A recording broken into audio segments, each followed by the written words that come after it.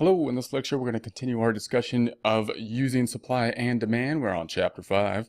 And remember, our objectives are to apply the supply and demand model to real-world events, demonstrate the effect of a price ceiling and price floor, explain the effect of excise tax and tariffs on a market. That's where we're going to start this time. Explain the effect of quantity restrictions on a market, explain the effect of third-party payer systems on equilibrium price and quantity. All right, so we're going to start off with government impacts through taxation. We got excise taxes. So these are generally going to be areas where the government could step into the market, and we're going to take a look at our model and see what would happen if the government steps into the market if we think through our models in this way. So clearly, one way that the government can step into the system here is through taxation. So they can influence the system through taxation. And excise tax is a tax that is levied on a specific good. And we can also have a tariff, is an excise tax on imported good. Now, when you think of taxes, you're probably thinking most of the time it would be that, well, government puts a tax in order to generate revenue so that the government can pay for what it is the government needs to pay for. Usually federal government is defense and whatnot.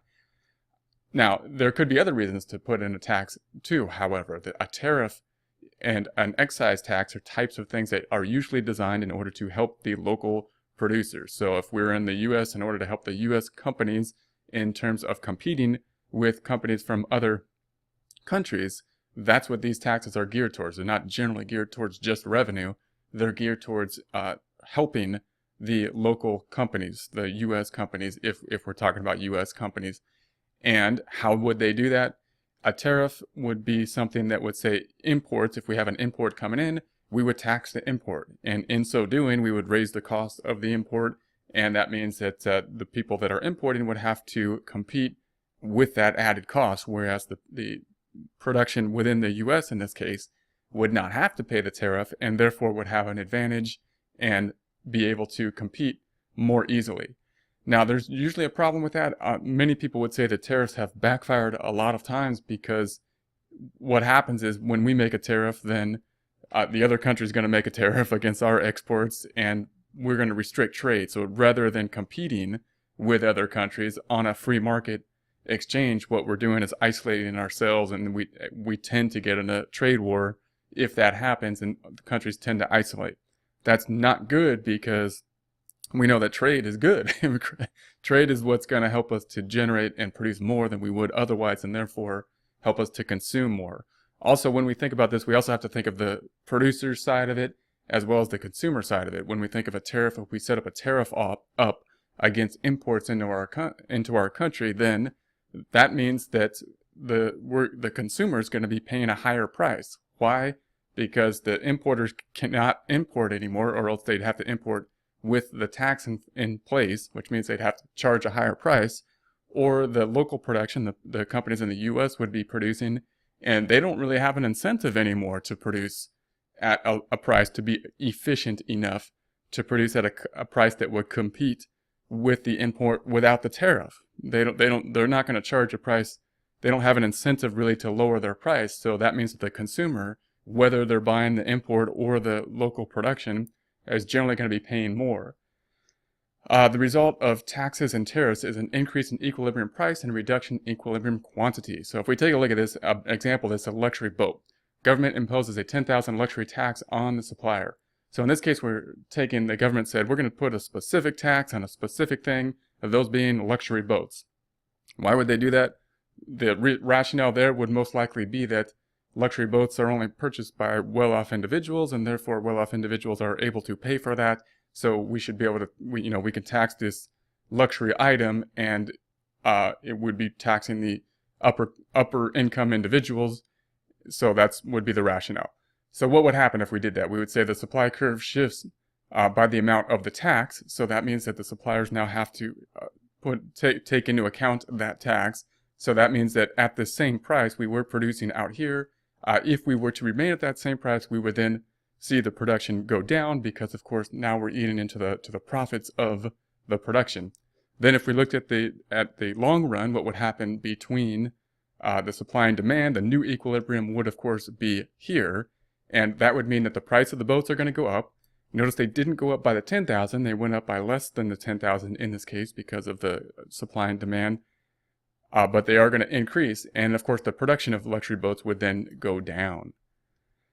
Okay, government intervention. Quantity restrictions. Government regulates market with licenses, which limit entry into a market. Okay, so a government could limit entry into the market, a barrier to entry, by having a licensing process. So many professions require a license, such as a doctor, financial planner, cosmetologists, electricians, taxi drivers.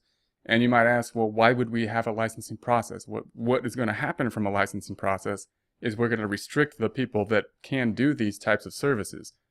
For example, a lawyer can't do a lot of things the lawyer does unless they are licensed to do so. And doctors can't do a lot of the things they do. They can't have prescriptions and whatnot without having licensure. So why would we have that? Well, notice that in things that don't have a license, we have two parties, and one party usually wants to sell something, one party wants to buy something, and they haggle over the price, and they come to an agreement. Note, in that situation, both parties really have pretty good knowledge about what is going on. They have an equal amount of knowledge about the trade, the negotiation. When we think about something like a doctor, if we go to the doctor, we're pretty much totally dependent on the doctor. I cannot verify what the doctor is telling me, if they're correct or not. They could be giving me sugar pills, and I would have no idea. And so therefore, there's not this symmetry of information. And in that case, then a licensing process could be effective as a way to try to have a minimum level of knowledge to these types of professions, so that when people go in to them, they can be assured that they have this minimum amount of knowledge, and therefore increase trust, and therefore increase trade. And the other would be that there's a certain amount of ethics involved. So if there's a licensing process, there's also a process of regulating the market through the licensing process, and requiring a certain amount of conduct in order to regulate conduct as well. So the result, though, of limited number of licenses in a market are increase the wage and increase in the price obtained in the license. So what's going to happen when we do that, however, of course, is somewhat adverse in that we're going to limit the number of people that are licensed to do these things, and therefore the price charged for them will generally go up. Okay, so now let's talk about third payer systems. So a third payer party market, the person who receives the good differs from the person paying the good. The example we're going to show here is going to be healthcare. And the idea is that the person that is receiving the good is the patient. The person providing the good, in this case, is going to be, the doctor. And the person paying for it is going to be, at least mainly, the insurance company. And so you see there's a bit of a disconnect here. So if we are the consumer, and we're already paid for the health insurance, and we're deciding how much we want to consume, we're probably going to want to consume more because we're not the ones paying per unit, in this case, for the healthcare. And so you can see there's going to be a bit of a disconnect. Instead of having an A and B negotiation coming up with a price and a quantity, now you've got the third party, and there's a disconnect between the consumption and the person paying. Under third-party system, the person who chooses how much to purchase doesn't pay the entire cost. Equilibrium quantity and total spending can be much higher in a third-party payer system. Goods from third-party payer systems will be rationed through social and political means. Okay, so note what we have here. If we took healthcare and we said that it costs 25 and 10 units would be produced. Obviously, what are units? This is a theoretical thing, so we're just going to say 10 units at 25. That's if we take the insurance company out of the picture.